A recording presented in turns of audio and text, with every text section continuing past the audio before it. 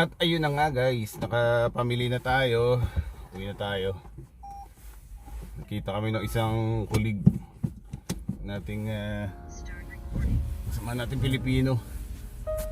Busy siya sa pamimili sa kanilang Christmas Eve. Sinalubong na naman natin dito, pala na madali na. So ayun, nakapamili na tayo. At mag-ready na tayo ng ating pagluluto. Ganda sana ng sunshine this morning. Clear and blue skies. Yan. Ayun, no? Galing.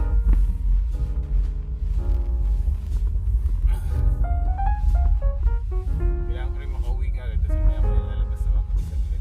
At least sana magawa namin na an hour lang, pero it's impossible.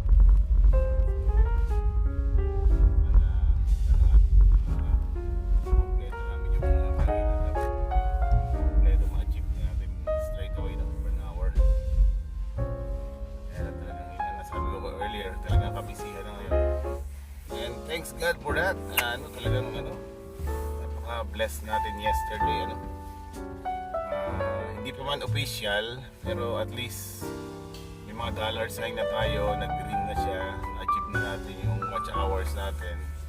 So, hinihintay ko na lang yung pin ko guys. According sa aming neighbor, hintay mo na lang yung pin. Let's magpipili ng another application para sa 4K.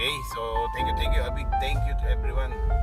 Sa lahat po ng nag-support sa ating munting channel, sa ating mga minsan yung mga nonsense na videos. Pero nandiyan pa rin kayo para support. Appreciate nyo namin ginagawa na nanonood sa ating channel, nating mga live. So, ayan, maraming salamat.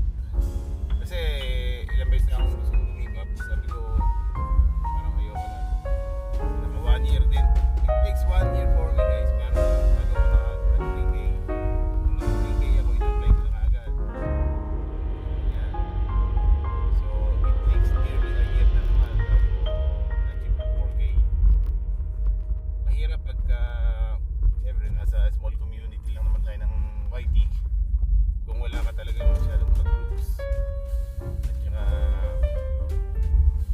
masyadong friends sa YT na mag-support sa channel ko, napakahirap ma-achieve ng watch hours at views.